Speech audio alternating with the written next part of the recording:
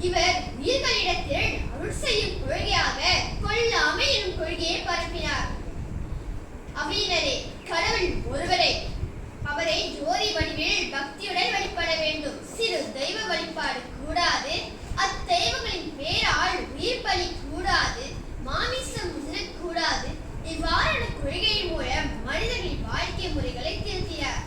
சபையோரே, வள்ளலாரின் கொள்கைகளை